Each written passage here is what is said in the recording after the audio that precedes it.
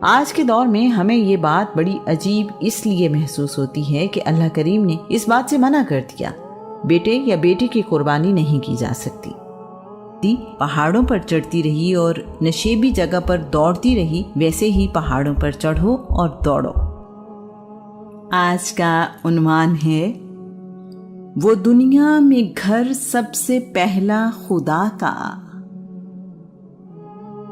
اللہ کے نبی اسماعیل کی عمر 30 سال ہوئی تو ان کے والد ابراہیم ایک بار پھر ان کے پاس آئے۔ ابراہیم کی عمر اس وقت 116 سال تھی۔ اسماعیل ایک درخت کے سائے میں بیٹھے شکار کے لیے تیر بنا رہے تھے۔ اپنے والد کو دیکھ کر خوش ہوئے اور احترام میں کھڑے ہو گئے۔ ابراہیم نے اسماعیل سے کہا، مجھے اللہ کریم نے ایک گھر تعمیر کرنے کا حکم دیا ہے، کیا تم اس کام میں میری مدد کرو گے؟ اسماعیل نے اپنے والد کے حکم پر ان کا ساتھ دینے کی حامی بھری۔ آدم علیہ السلام نے اللہ کریم کے حکم پر مکہ کی وادی میں بیت اللہ تعمیر کیا۔ طوفان نوح میں یہ عمارت بالکل تباہ ہو گئی تھی اور اس گھر کا نشان بھی باقی نہ رہا تھا۔ جبرائیل امین نے آدم کے بنائے ہوئے گھر کی بنیادوں کی نشاندہی کی۔ قرآن پاک میں ارشاد ہوتا ہے، اور جب ہم نے ابراہیم کو بیت اللہ کی جگہ بتا دی تو حکم دیا کہ میرے ساتھ کسی کو شریک نہ بناؤ اور طواف و قیام اور رکوع و سجود کرنے والوں کے لیے میرے گھر کو پاک کرو۔ ابراہیم نے انہی بنیادوں پر بیت اللہ کی دوبارہ تعمیر شروع کی جن پر آدم نے بیت اللہ کی تعمیر کی تھی۔ اس گھر کی تعمیر کے لیے اللہ کریم نے دنیا کے 5 برگزیدہ پہاڑوں کے پتھر انہیں عطا کیے۔ اس گھر کی تعمیر کے لیے کوہ طور، کوہ سینا، کوہ ہیرا، کوہ جودی اور لبنان کے پتھر اللہ کریم نے فرشتوں کے ذریعے سے عطا کیے۔ مکہ کے شمالی پہاڑی سلسلے کو ابو قبیس کہتے ہیں۔ ابو قبیس کو امانت دار پہاڑ کہا جاتا ہے۔ اسے امانت دار پہاڑ اس لیے کہا جاتا ہے کہ اس نے سنگ اسود یعنی حجر اسود کو اپنی گود میں سنبھالے رکھا۔ آدم کو جب زمین پر اتارا گیا تو یہ پتھر بھی ساتھ ہی جنت سے آیا تھا۔ اس وقت اس پتھر کا رنگ چمکدار سفید تھا۔ یہ پتھر رات میں چمکا کرتا تھا۔ جب اس کی ضرورت پڑی تو سنگ اسود ابراہیم کے حوالے کر دیا گیا، جس کی نشاندہی جبرائیل امین نے کی۔ دونوں باپ بیٹا ایک ایسا گھر تعمیر کر رہے تھے جو ان کے اپنے رہنے کے لیے نہیں تھا۔ اس گھر کو دنیا میں سب سے زیادہ اہمیت حاصل ہونا تھی۔ اس گھر کو اللہ کے گھر کے طور پر بنایا گیا۔ تمام دنیا سے لوگ آ کر اس گھر کی زیارت کیا کریں گے۔ ابراہیم اور اسماعیل نے مل کر دیواریں بنانا شروع کر دی۔ اسماعیل پہاڑوں کو توڑ کر پتھر اٹھا کر لاتے تھے، ابراہیم ان پتھروں کو جوڑ کر دیوار بناتے تھے۔ اس گھر کی دیواریں اتنی اونچی ہو گئیں کہ زمین پر کھڑے ہو کر تعمیر کرنے کے لیے اوپر ہاتھ جانا ممکن نہ رہا۔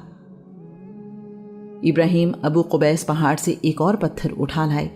انہوں نے اس پتھر پر کھڑے ہو کر دیواریں بنانا شروع کر دیں۔ اس پتھر کی خوبی یہ تھی کہ جوں جوں دیواریں اونچی ہوتیں یہ پتھر بھی اونچا ہوتا جاتا۔ جب ابراہیم نے زمین پر اترنا ہوتا تو یہ پتھر زمین کی طرف اتر آتا تھا۔ اسے آپ آج کل کے زمانے میں خود کار یعنی آٹومیٹک ہائیڈرولک نظام کہہ سکتے ہیں۔ دیواریں مناسب اونچائی پر پہنچیں تو ابراہیم نے اس گھر کی جنوب مشرقی دیوار کے کونے میں سنگ اسود یعنی حجر اسود نصب کر دیا۔ طواف کرتے ہوئے سنگ اسود کو بوسہ دیا جاتا ہے۔ یہ گھر کوہ صفا اور کوہ مروہ کے پاس بنایا گیا۔ زمزم کا چشمہ بھی اس کے قریب ہی تھا۔ یہ کہنا مناسب ہوگا کہ یہ گھر صفا، مروہ اور چشمہ زمزم کے درمیان بنایا گیا۔ گھر مکمل ہونے پر اللہ کے نبی ابراہیم واپس فلسطین چلے گئے۔ اللہ کے نبی ابراہیم اور اسماعیل کی یہ آخری ملاقات تھی۔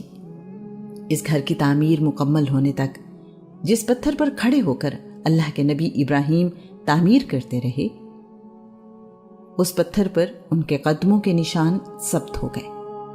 جناب ابراہیم کے قدموں کے نشان 9-10 سینٹی میٹر گہرے ہیں۔ اللہ کریم نے اپنے پیارے بندے کو اس انعام سے نوازا کہ ابراہیم کے پاؤں کے نشان قیامت تک کے لیے محفوظ کر دیے۔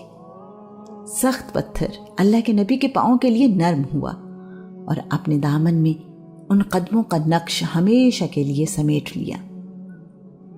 اللہ کریم نے اسے اپنے گھر بیت اللہ کی خوبصورتی بنایا۔ سب لوگوں سے کہا، کہ اس جگہ یا اس کے قریب نماز پڑھو۔ اب یہ پتھر بیت اللہ کے صحن یعنی مطاف میں شیشے کے ایک 6 کونے والے قبہ میں محفوظ ہے۔ اس کو مقام ابراہیم کہا جاتا ہے۔ یوں اس کائنات کے مالک کا پہلا گھر زمین پر بن گیا۔ یہ گھر سادہ بھی تھا اور پروقار بھی۔ ابراہیم اور اسماعیل کے بنائے ہوئے اس گھر کا طواف آج بھی کیا جاتا ہے۔ بیت اللہ کا طواف ہر وقت جاری رہتا ہے، سوائے فرض نماز کے دوران۔ یہ گھر مسلمانوں کے لیے قبلہ ہے۔ مسلمان دنیا میں کسی بھی جگہ ہوں، اسی گھر کی طرف رخ کر کے نماز ادا کرتے ہیں۔ اپنی مکعب نما شکل کی وجہ سے یہ کعبہ کہلایا۔ سنگ اسود اور مقام ابراہیم میں موجود پتھر جنت کے پتھر ہیں۔ اس گھر کے بارے میں اللہ کریم کا ارشاد ہے، اور یاد کرو جب ہم نے اس گھر کو لوگوں کے لیے مرکز اور پناہ کی جگہ بنایا اور حکم دیا کہ مقام ابراہیم کو جائے نماز بناؤ۔ ابراہیم اور اسماعیل کو تاکید فرمائی کہ طواف و اعتکاف اور رکوع و سجود کرنے والوں کے لیے میرے گھر کو صاف ستھرا رکھو۔ ابراہیم اپنی زندگی میں بہت سی آزمائشوں سے گزرے۔ ان کی بیوی سیدہ ہاجرہ اور اسماعیل بھی ان کے ساتھ ان آزمائشوں میں کامیاب رہے۔ اللہ کریم کو اس خاندان کی آزمائشوں میں کامیابیاں اتنی پسند آئیں کہ انہیں ہمیشہ ہمیشہ کے لیے محفوظ کر دیا۔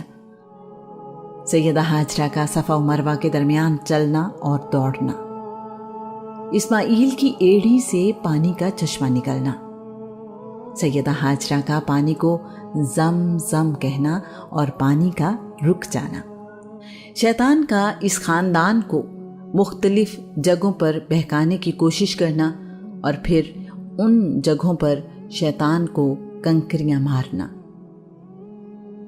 اسماعیل کی قربانی کے لیے مکہ سے باہر جانا اور حرم کی حد مقرر ہونا، اسماعیل کی جگہ جانور کی قربانی، ابراہیم اور اسماعیل کا اللہ کا گھر تعمیر کرنا، ابراہیم کے پاؤں کے نشان محفوظ رکھنا، ابراہیم کی نماز پڑھنے کی جگہ کو سب کے لیے مصلی بنانا، بیت اللہ یروشلم کی عبادت کا بیت المقدس سے بھی پرانا ہے۔ اللہ قرآن پاک میں فرماتا ہے، بے شک سب سے پہلا گھر جو لوگوں کے واسطے طواف و عبادت کے لیے بنایا گیا وہ مکہ میں ہے، بڑا ہی بابرکت اور سارے جہاں کے لیے مرکز ہدایت ہے۔ وہ دنیا میں گھر سب سے پہلا خدا کا، خلیل ایک معمار تھا جس بنا کا۔ اگر تم میں کسی بات پر اختلاف ہو جائے تو نجران میں رہنے والے افعا جرہمی کے پاس جانا اور اپنا فیصلہ کروا لینا۔ افعا جرہمی نے یہ باتیں سن کر اونٹ کے مالک سے کہا، جاؤ بھائی، تمہارا اونٹ ان کے پاس نہیں ہے۔ اس کے بعد افعا جرہمی نے ان سے پوچھا،